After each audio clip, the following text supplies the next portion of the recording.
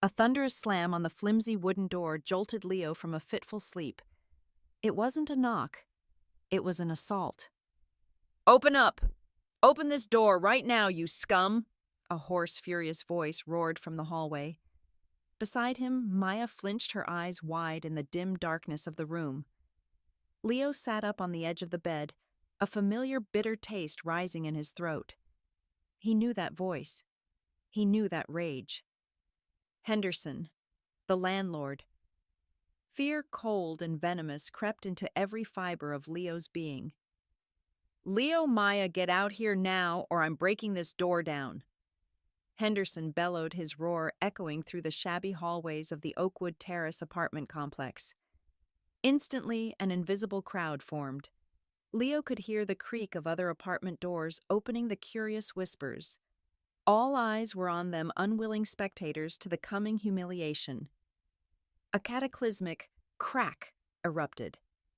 The door flew off its hinges. Under a brutal kick, splinters of wood flying everywhere.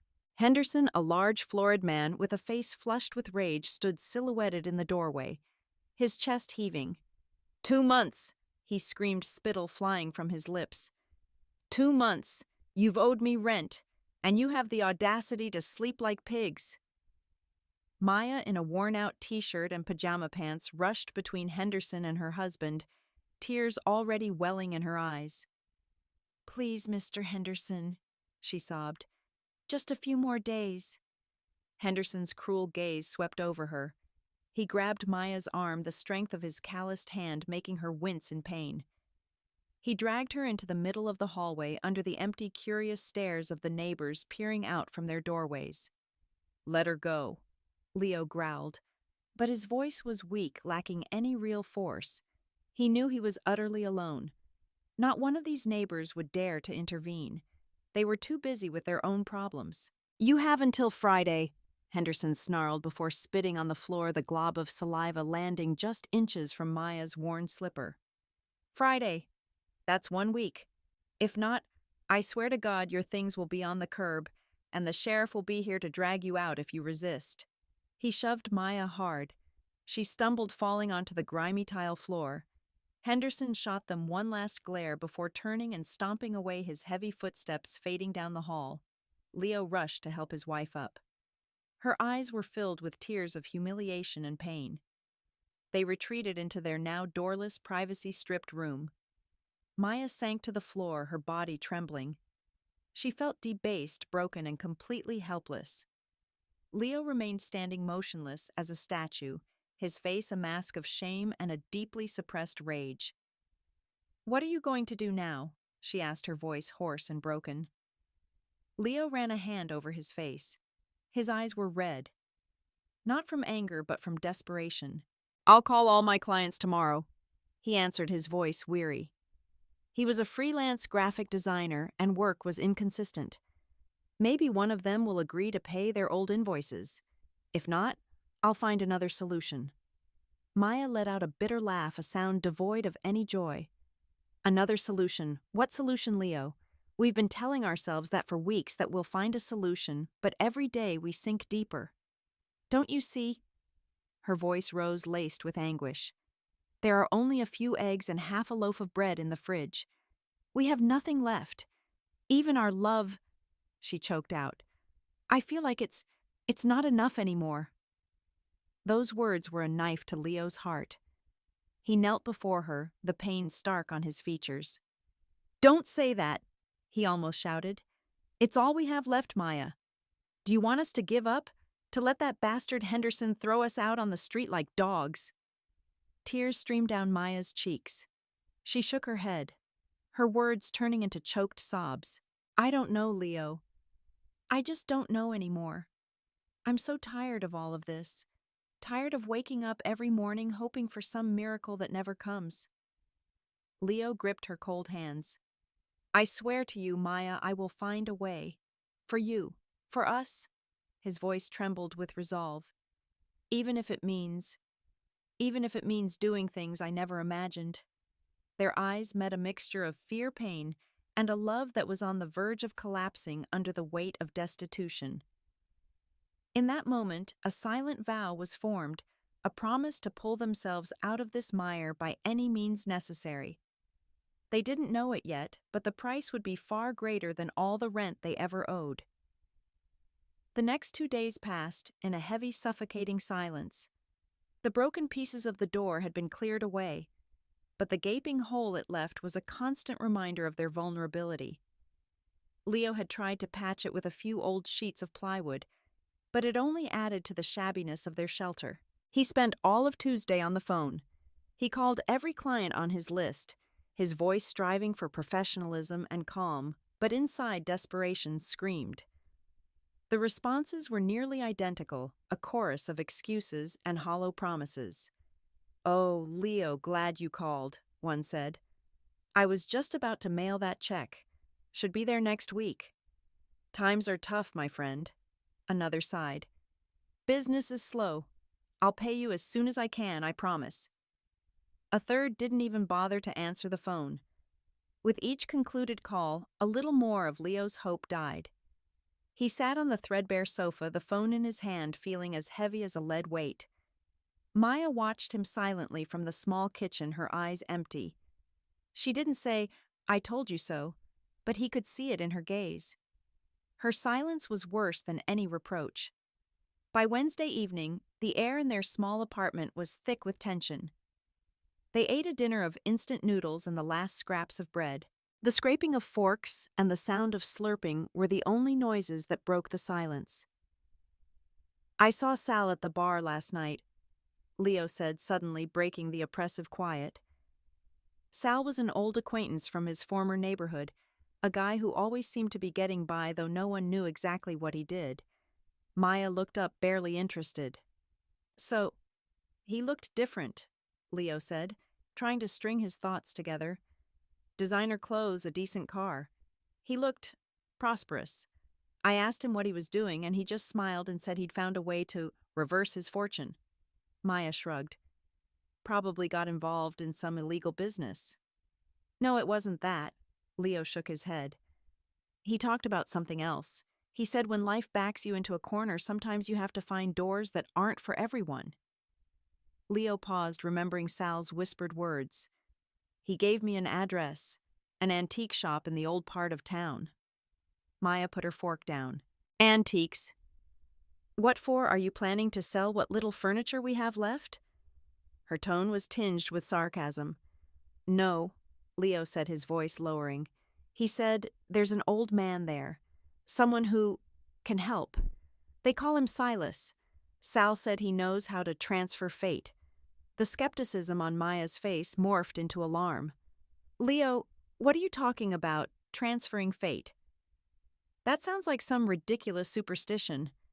Don't tell me you believe in that stuff." "I don't know what I believe anymore, Maya." Leo slammed his hand lightly on the table, frustration boiling over. "I just know that Friday is coming. I just know we're about to be thrown out on the street. We've tried every normal way and we've failed. What more do you want me to do? Sit here and pray for a miracle?" Maya was silent.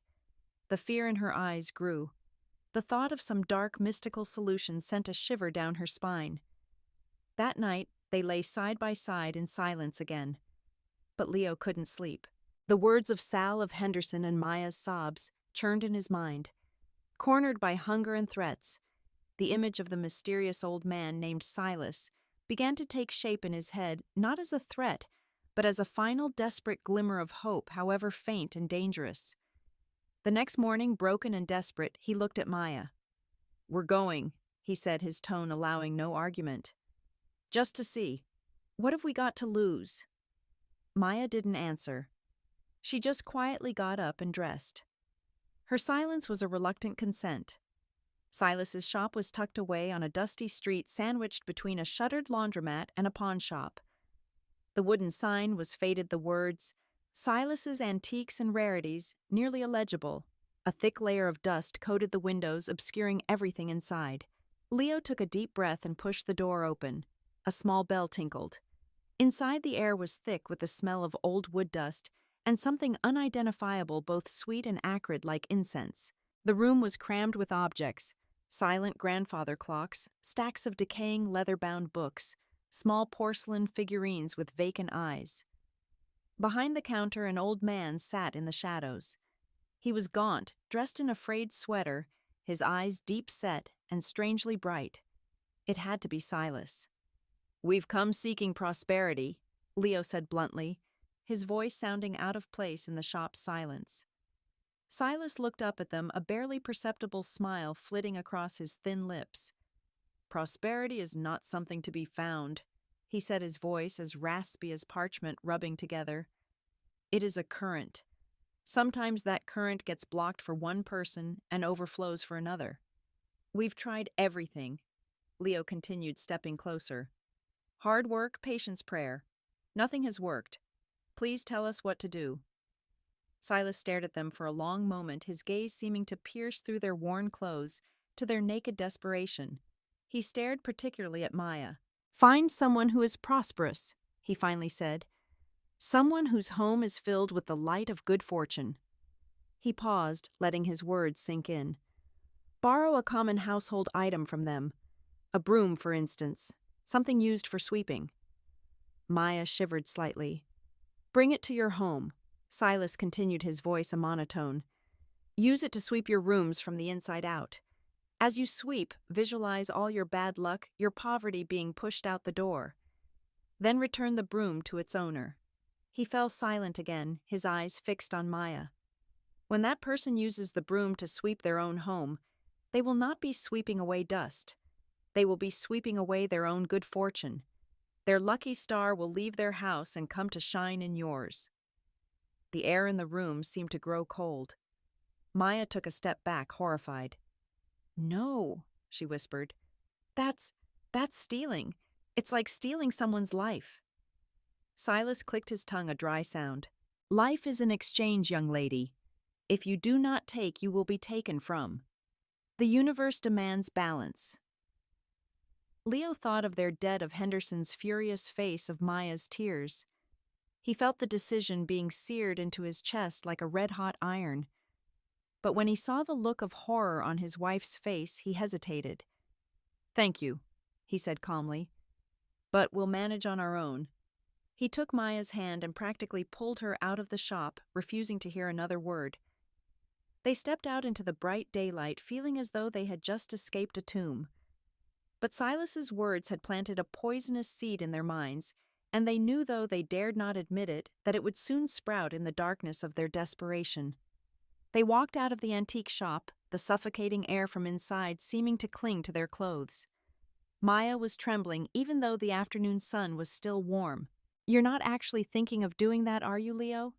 she asked, her voice almost a plea. "That's evil. It's wrong." "Of course not," Leo replied too quickly, his voice a little sharp. He was trying to convince himself more than her. "He's just a crazy old man selling ghost stories to desperate people. We're not like that." They walked home in silence, each lost in their own thoughts. But Silas's words, like an acid, had already begun to eat away at their thin veneer of morality. The thought, though pushed away, lingered at the edge of their minds. Find someone who is prosperous. Take their fortune. When they reached the apartment complex, the brutal reality hit them again. The flimsy plywood covering their doorway was a mockery of their helplessness. That evening, while rummaging through a drawer for a few loose coins, Maya's hand brushed against a small velvet box. She opened it. Inside was her engagement ring.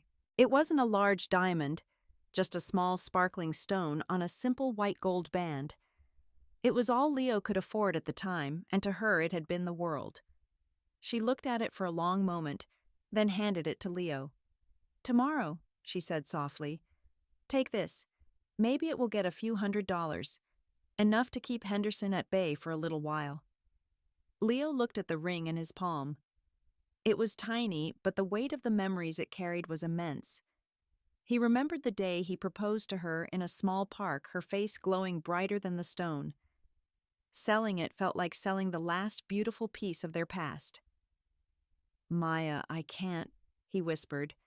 "You have to," she replied, her voice firm. "We have no other choice." The next morning, Leo went to the only pawn shop in the neighborhood. A man with a thick mustache and indifferent eyes examined the ring through a jeweler's loupe. $100, he said curtly, pushing the ring back towards Leo. 100? Leo was stunned. It has to be worth much more than that. Look, kid, the man yawned. The gold is minimal, the stone is small and flawed. $100. Take it or leave it. Leo stood there feeling as if he'd been punched in the gut. $100. It was an insult. It wasn't even enough to cover a quarter of the rent. He quietly took the ring and walked out of the shop, the weight of failure crushing his shoulders. He wandered through the city aimless. He watched the people passing by the strange faces, wondering how many of them were happy carefree. He passed a restaurant, saw couples laughing inside, and a bitter resentment rose in him. Why them? Why had fate been so cruel to him and Maya? When he returned home late that afternoon, Maya knew the answer the moment she saw his face. She didn't ask. There was no need. They sat in silence as darkness fell upon the apartment. Thursday was almost over. Tomorrow was Friday, Judgment Day. Mr. Gable, Leo said suddenly, his voice low and devoid of emotion. Maya looked up at him, a flicker of fear in her eyes. Mr. Gable lived in the apartment at the end of the hall. He was a retired widower who had worked for the post office and now ran a small plant care business. He was always cheerful, always whistling as he watered the beautiful potted plants that lined the hallway. His apartment was always clean, tidy, and smelled faintly of baked goods. He was the embodiment of quiet stability and contentment, everything they were not. He always pays his rent on time, Leo continued as if reading from an indictment. His business is thriving. Everyone in the building hires him. He has a home filled with light. He was repeating Silas's words. Maya felt a cold chill run down her spine. Leo, don't, she whispered. Don't what? He turned to her, his eyes burning with a desperate fire. Don't get evicted. Don't starve Maya. We're out of options. This isn't stealing. We're just borrowing a little luck. Just enough to get back on our feet. Then we can do the right thing. He knew he was lying. He knew there was no going back once they took this step. But that lie was the only life raft he could cling to. Maya stared at the floor, tears beginning to fall. She didn't argue anymore. She was too tired to argue. The last of her resistance crumbled. What do we do? She asked in a barely audible voice. The plan was terrifyingly simple. 10 minutes later, Leo stood hidden in the shadows of their apartment, peering through the crack in the plywood-covered doorway. He saw Maya take a deep breath, smooth her hair, and step into the hallway. She paused in front of Mr. Gable's door, hesitating for a second that seemed to stretch for an eternity. Then she knocked softly. The door opened almost immediately. Mr. Gable appeared with his usual kind smile. Oh, hello, Maya. Is everything all right? Yes, hello, Mr. Gable. Maya managed to smile, her voice trembling slightly. The thing is, could I possibly borrow a broom? Just to give the room a quick sweep. We need to clean up, but ours just broke. She clashed her hands together, her knuckles white. Of course, my dear, Mr. Gable replied cheerfully. No problem at all. Just a moment. Let me get it for you. He disappeared into his bright apartment. Maya could feel Leo's eyes on her back. A few seconds later, Mr. Gable returned with 2 brooms. Here, take this one, he said, handing her a broom with a sturdy wooden handle and bristles that were still fairly new. This one is great for fine dust. Just keep it, return it whenever you're done. Thank you so much. God bless you. Maya said, her fingers tightening around the handle. It felt as if she were holding an immense weight, an irreversible decision. I'll bring it right back tonight, I promise, she added. She turned away, the broom resting against her hip. As she stepped back into their apartment, Leo closed the plywood sheet. He didn't have to ask. According to plan, Maya repeated like an automaton, her voice devoid of emotion. They stood in silence. The neighbor's broom was now in their home, a silent guest carrying the promise of salvation and damnation. They had crossed the line. There was no turning back. The broom stood silently in the corner, a foreign object, a mute witness to the pact they had just made. The air was thick heavy with unspoken things. They didn't look at each other, nor did they look at the broom, but its presence enveloped everything. Finally, Maya moved. She walked over and picked up the broom. The wooden handle felt strangely cold and solid in her hand. Without a word, she began to sweep. But this was no ordinary cleaning. Each of her movements was slow, deliberate, like an ancient ritual. The sound of the bristles scraping against the bare concrete floor was dry and lonely in the silence of the apartment. She wasn't sweeping dust. She was sweeping away desperation, sleepless nights, and the bitter taste of failure.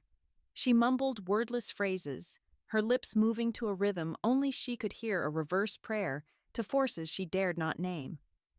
Leo stood against the wall, watching her. Maya's face was expressionless, her eyes staring into space. She was like a sleepwalker performing a task her mind refused to accept. When she had swept half the room, she stopped and handed the broom to Leo. Their hands brushed and a cold sensation passed through his skin. Now it was Leo's turn. The rage and humiliation that had been pent up for so long rose within him. He swept forcefully, decisively, almost violently. With each stroke, he imagined sweeping away Henderson's smug face, the client's rejections, the pitying looks of the neighbors. He was sweeping his own weak self out of his life. When he finished, the small room looked no cleaner, but there was a different feeling in the air. An emptiness, as if something invisible had truly been pushed out. "Do you regret it?" he asked, his voice hoarse. Maya looked directly into his eyes. Hers no longer filled with tears, only a frightening emptiness. "We can no longer afford regret, Leo." They put the broom in the corner. Then they waited. That night was the longest of their lives. They lay in bed sleepless, listening to every little sound from the apartment complex. Every footstep in the hall, every slamming door made them jump. They didn't speak, but the silence between them was filled with fear and guilt. The broom stayed in their room overnight, absorbing their darkness and despair. The next morning, Friday, they woke with a heavy sense of resignation. Henderson could arrive at any moment. Maya sat at the table, fiddling with an empty cup. Leo paced the room like a caged animal. Then Leo's old phone rang, its jarring sound shattering the tense silence. They startled and looked at each other. It could be Henderson calling for a final warning. Leo's hand trembled as he answered. "Hello." "Leo, it's Marcus," a familiar voice said on the other end. "Marcus, a client from 6 months ago for a logo design. He had disappeared without a word after receiving the final design, leaving an unpaid invoice of $800. Leo had called him dozens of times and had finally accepted that the money was lost. "Mr. Marcus," Leo tried to keep his voice steady, "I didn't expect to hear from you." "Listen, Leo, I'm really sorry," Marcus said, his voice flustered and rushed. "I've been a total jerk. Work has been a mess. But I want to make things right. I'm near your area. Can I swing by in 10 minutes to give you the cash?" Leo was speechless. Cash. Right now. Yes, he stammered. "Of course." He hung up, looking at Maya with an expression of disbelief. "Marcus, he's coming. With the money." Exactly 10 minutes later, Marcus knocked. He shoved a wad of crumpled bills into Leo's hand, mumbled some incoherent apologies, and hurried away as if fleeing from something. When Marcus was gone, Leo closed the plywood sheet. He stood frozen in the middle of the room, the familiar yet foreign green bills clutched in his hand. He slowly opened his palm. $800. Enough for a month's rent and food. "You see," he whispered, his voice trembling with an unnameable mix of emotions. Maya nodded, but she couldn't bring herself to smile. She looked at the money, then her gaze shifted to the broom standing in the corner. It was no longer an inanimate object. It was a powerful tool. "Tonight," Leo said, his voice filled with a cold determination, "we will return the broom as promised." He looked directly into Maya's eyes. "This is just the beginning." "Yes," Maya replied, her voice barely a whisper. "A beginning."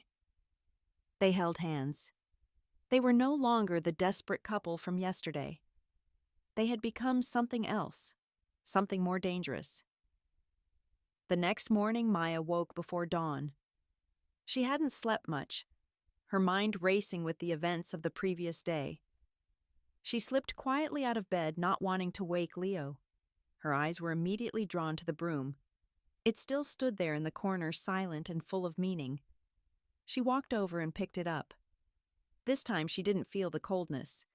Instead, a strange warmth seemed to emanate from the wooden handle, an almost living energy. She held it close for a moment, a gesture of both gratitude and fear. Then she took a deep breath and stepped into the hallway. Leo was awake. He stood by the crack in the door, watching her with a wordless gaze. At Mr. Gable's door, she hesitated again. This knock carried a completely different weight. She was no longer a beggar. She was returning a cursed gift. She knocked softly. The door opened almost instantly. Mr. Gable appeared still with his usual friendly smile, but today he looked a little tired.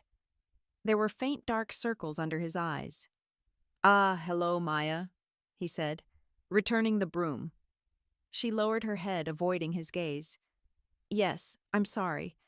I promised to return it last night, but something came up." "Oh, that's no problem at all, my dear." He waved a hand with a smile. "You know, it's just a broom." His voice was still cheerful, but it lacked some of its usual clear tone. "You can keep it if you need it. I still have another one." "No, that's okay," Maya said quickly, practically pushing the broom into his hands. "I don't need it anymore. I just bought a new one this morning." It was a lie, but it came out of her mouth with surprising ease. Mr. Gable took the broom back without suspicion, as if it were a perfectly normal exchange. But as Maya's fingers left the wooden handle, she felt a warmth, an invisible energy leave her hand and transfer to him. She hurried back inside, her heart pounding. From that day on, everything changed. It wasn't a sudden change like winning the lottery.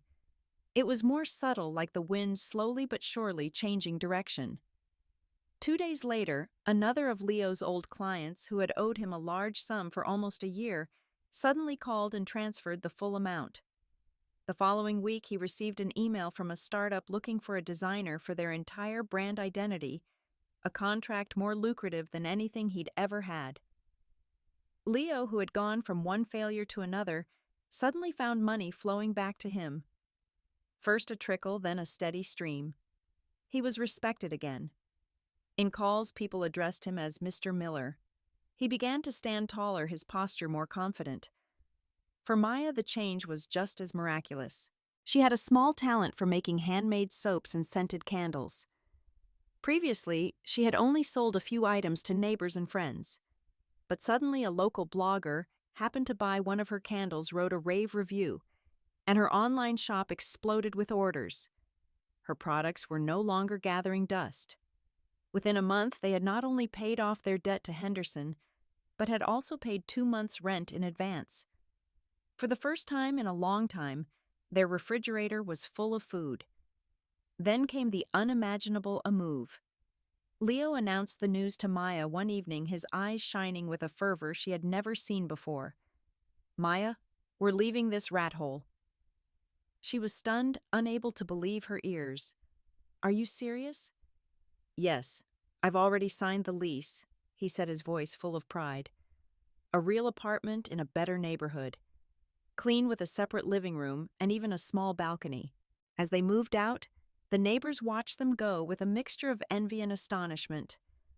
A few weeks ago, they were the pitiful failures on the verge of eviction. Now they were loading their few belongings onto a small truck.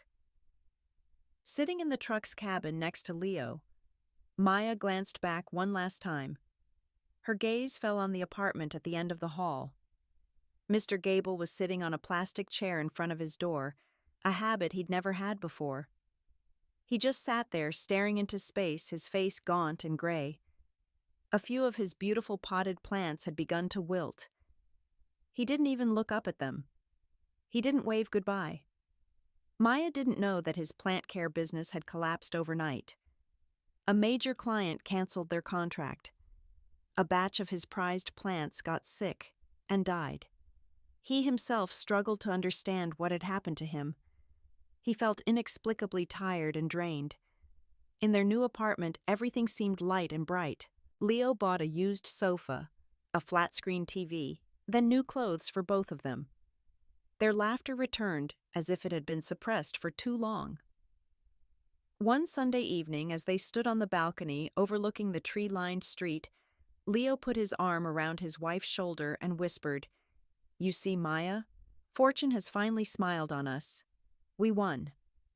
She responded with a smile, but inside a cold sense of unease began to creep in. One against whom she wondered, and who was the loser? In the old neighborhood, the perception of the man at the end of the hall had changed. The person they once affectionately called Jolly Mr. Gable was now just a shadow of his former self. His once neat, clean clothes now looked wrinkled and unwashed. His cheerful whistling had ceased, replaced by a dry, rattling cough that never seemed to go away. Every morning people saw him shuffle outside, sit on his plastic chair, his vacant eyes staring into nothingness. His chest heaved with each cough, a dry, painful sound. At first the neighbors would approach, asking with sympathy, but they quickly left, carrying with them a vague fear of a contagious disease or worse, an invisible curse. "It's just not natural," the women would whisper to each other on their way to the market. "That man had everything: health, joy, a good business. And now look at him. It's as if he's been struck down by an unseen hand." Others would add their tone full of superstition. One night Mr. Gable, in a violent coughing fit, coughed up blood. A few of the bravest neighbors rushed over but left feeling helpless. Someone called an ambulance, and while this mysterious illness was consuming the kind man, Leo and Maya in their new apartment were tasting a prosperity they had never known. They ate at fancy restaurants, bought things they had previously only dared to look at through shop windows. Then one morning the bad news reached them through an old neighbor. Mr. Gable had passed away in the hospital. Maya was in the kitchen making coffee when she read the text message. The ceramic mug slipped from her hand, shattering on the tile floor. She stood frozen, her face pale. Leo came in, hearing the noise. "What's wrong?" She couldn't speak, just handed him the phone. He read the message, and his expression changed instantly. He looked away as if the wall opposite him had suddenly become incredibly interesting. The laughter of the past few days vanished. In its place, a suffocating heaviness descended upon their beautiful apartment. Every shiny object, every newly bought piece of furniture suddenly looked ugly and accusatory. They both knew without daring to say it that this was no ordinary death. That night Maya couldn't sleep. She paced their new living room. Everything around her was clean and tidy, but she felt as if each object carried an invisible debt, that it didn't truly belong to them. Leo came to her, his expression troubled. "You're still not asleep." "Leo." She turned, her eyes filled with anguish and fear. "He died because of us." Leo frowned, a defensive look crossing his features. Maya stopped talking nonsense. "He was old. He was sick. It happens every day." "Don't lie to me, and don't lie to yourself." Her voice broke. "Do you remember what Silas said? Their star will leave their house and come to shine in yours. We didn't just take his luck, Leo. We took his light. We took his life. It was him or us." Leo snarled, his own fear turning to anger. "What did you want? To go back to that rat hole, to be buried in debt, thrown out like dogs? He lived a full life. What about us? We were just getting started." Maya didn't answer. Her eyes filled with tears. Leo held her, his lips pressed into a tight line. He was scared too. Deep down, a cold voice whispered that he was repeating the excuses that criminals often use. But he didn't dare admit it. Silence could erase the truth, he told himself. The following days passed in a tense, artificial calm. Leo tried to smile, to maintain the illusion that everything was fine, that they deserved this life.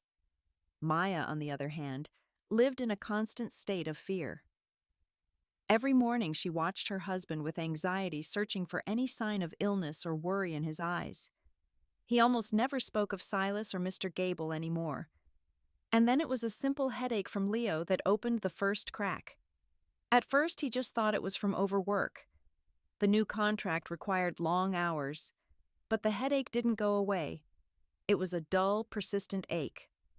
One evening, while they were having dinner at an Italian restaurant, Leo suddenly coughed. A short, dry cough. But the sound in the silence of the restaurant rang out like a gunshot. Maya froze her fork, hovering in midair. "It's nothing," Leo said quickly, seeing the look of horror on her face. Probably just choked on something, but they both knew it wasn't from choking. They had heard that sound before. It had come from Mr. Gable's chest. Business also began to falter inexplicably. A major client of Leo's suddenly went bankrupt, leaving a massive unpaid bill. Another project was canceled at the last minute for no clear reason. Maya found that orders for her soaps and candles dwindled, then stopped altogether. The prosperity that had blossomed so quickly was now fading just as abruptly. Leo's headaches grew worse. His cough became more frequent. He began to feel tired, a bone-deep exhaustion that no amount of sleep could dispel. At the hospital, the doctors could find nothing wrong.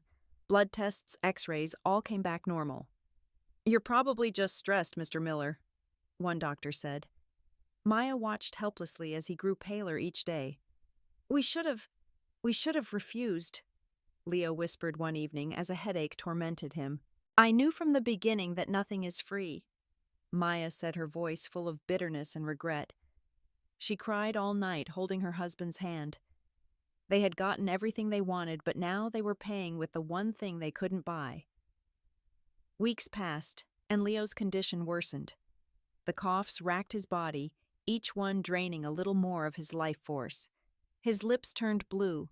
His eyes sank deep into their sockets. He lost weight rapidly, his new clothes now hanging loosely on his gaunt frame. Maya took him to countless doctors, specialists, but the answer was always a baffled shake of the head. Medically, he was perfectly healthy. But he was dying before her very eyes. Leo, in his rare moments of clarity between the pain and fatigue, knew the source of his illness. It wasn't in his body. It was in his soul. Out of options, his mind returned to the man in the shadows, the only one who had opened a door for them when all others seemed closed, Silas. One night, unable to bear the sound of her husband's rattling, intermittent breaths, Maya made a decision. She left a note by the bed, threw on a coat, and slipped out. She knew what she had to do. She had to confront the source of this curse. She found her way back to the antique shop. It was exactly the same, dusty and silent, under the dim glow of the streetlights. She pushed the door open, the small bell tinkling like a ghostly welcome. Silas was sitting there behind the counter, as if he had never moved, as if he had always been there waiting. "There you are," Silas said as he saw her enter. His voice held no surprise. Maya nearly fell to her knees before him, her pride long gone. "My husband is dying," she sobbed. "You have to help us. Please, you have to do something." Silas closed his eyes, then spoke slowly as if reading a verdict long since decided. "The evil has begun its journey. The current was diverted, and now it must find its balance. There is only one way to divert it again," he continued. "Please tell me," Maya begged. I'll do anything." Silas smiled a cold and emotionless smile. "Anything. Then listen. For your husband to recover his health, another life must take his place. A sacrifice." Maya was horrified. "A sacrifice?" "Yes," Silas affirmed. "The lucky star you stole needs to be fed with life force. It exhausted the first man. Now it is taking your husband's. Find someone close to you. Offer their life, and your husband will be healed." He paused, his deep-set eyes boring into her. "If not, he will be consumed. And then, young lady, it will be your turn." Maya's face contorted with horror and disgust. "Never. I will not kill someone to save my husband. There has to be another way, there must be." Silas remained unmoved. "The universe has no other ways. It only has balance. Then prepare to lose him. Maya fled the shop, stumbling tears blurring her vision. She ran through the night, a silent scream trapped in her chest. What had she been thinking, that she could bargain with the devil? When she returned to the apartment, she found Leo sitting up in bed, breathing with difficulty. He had read her note. "You went to see him," he said, his voice weak. It wasn't a question. She nodded, tears streaming down her face. She told him about the sacrifice. Leo listened without interrupting. When she finished, a strange peace settled on his gaunt face.